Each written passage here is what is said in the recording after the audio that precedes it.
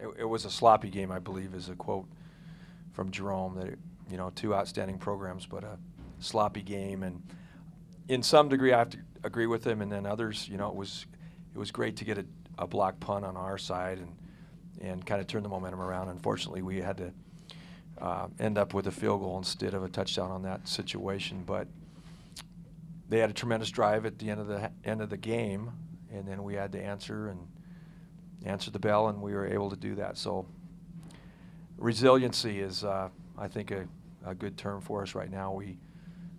A little bit of a roller coaster each and every game, but we've been finding a way to get it done, and that's I think it breeds confidence in not only players but in the coaching staff, and I think the coaches with the players and the players with the coaches and players with players, and I think that's all very important down the stretch here. As far as looking towards Weber State, again, MVP of the league, who outstanding player. He can run the football as well as pass it. He gets on some streaks where he's unbelievable. And, to be an MVP when Herrick was in the running last year, and, and Andrew Sell, his percentage was awesome, up there in the top 2 or 3 in the country, and to win 14 games for your team, and he's able to go above all those players and win the MVP, Tywan Jones, all those great players. So that, I think, speaks volume of their quarterback, and has 2 outstanding weapons on the perimeter to throw to 2 tall wide receivers and 2 backs that had 100 yards last weekend, each of them, against what I thought was a tremendous Portland State defense. And it looked like Weber has a very good offensive line, and they kind of moved Portland State's D-line out of there, which we had a struggle doing that. So I think that's going to be a key matchup, our offensive line and Weber's defensive line. Again, it was nice to have a block punt, to see somebody else, have a little bit of issue with the protection, and Badger to go in there and make a great play, and he did it just like we talk about, just like we practice in practice, laying out and taking the ball right off his foot. So that was really neat to see. And I think with a couple communication issues, the ball hit Tremaine in the leg on the 3 or 4 yard line, and that put us way down in tough situation. And Tremaine was about 4 yards from being out of bounds, so he's got to find the ball a little bit sooner. But he was also keeping his player out of the play, so he was doing the right things, and Peter was doing the right things, and unfortunately, we had a collision with one of our own players, and that caused a turnover. So those 2 were real big in the process of field position and giving them the ball back, and they were able to put it in the end zone. I wasn't here 2 years ago.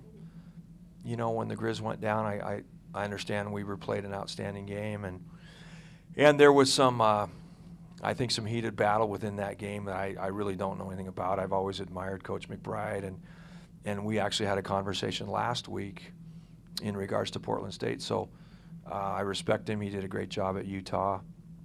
He's been around a lot of places, and he's done a nice job at Weber State. So, as far as I'm concerned, and some of the Grizzlies this year, they've never been down there.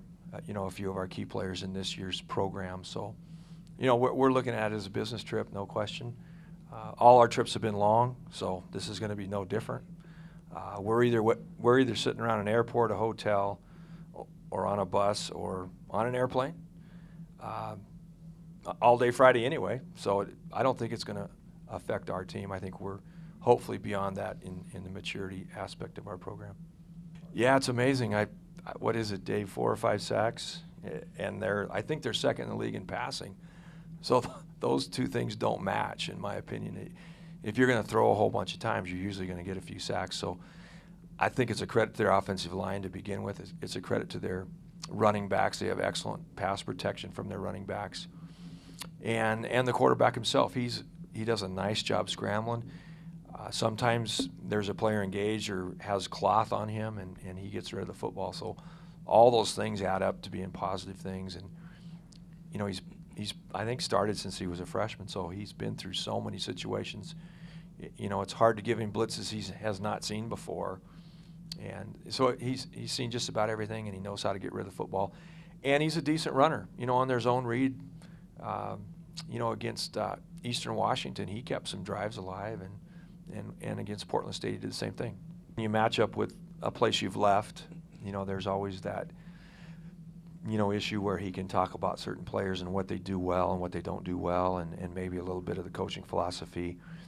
But again, once that play starts, you know, our players have to be totally focused on who they're competing against, and I don't necessarily think, well, the D lineman's going to say, well, hey, this O lineman steps with his right foot on, you know, all those things kind of go out the window a little bit, and that's why we attempt to play one at a time, and some of that information you have to disregard because you have to have total concentration on your assignment at hand and your opponent as well as yourself. So there is somewhat of an advantage to a certain degree, but I don't think it's an overwhelming advantage by any capacity.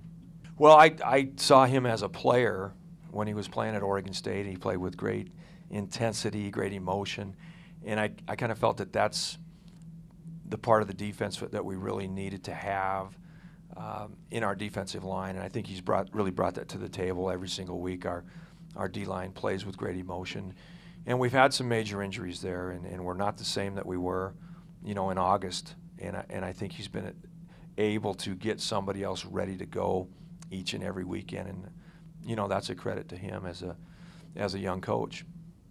One thing we've been trying to focus more and more on as a defense is starting off fast, you know, and we'll just try to get 3 and outs that first drive, and we just try to get off the field as fast as we can, and hopefully that's a 3 and out.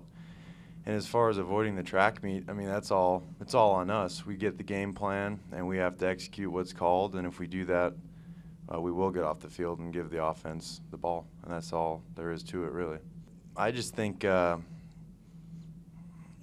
my opinion, he's a really kind of a blue-collar guy. He just comes to work every day, and he's been a little nicked up, but you know, he doesn't complain. He just goes to work every day. He practices really hard, and I think that shows up in the game. He's got good effort, and he's a really athletic guy for his size, and he just makes plays, and he has a lot of fun doing it.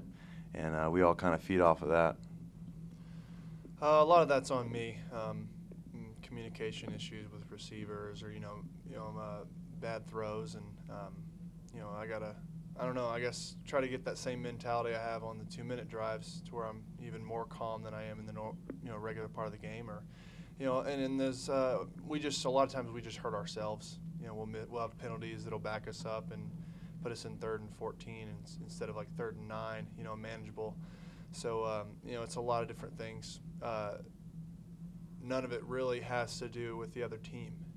Most of it is we hurt ourselves with penalties or holdings or missed assignments or bad throws or drops or whatever it may be. So I think if we, like Coach said, take it one at a time, this play, be perfect on this play, then I think that's how you start fast, and that's how you can avoid the 2-minute drills that we've had the last couple weeks.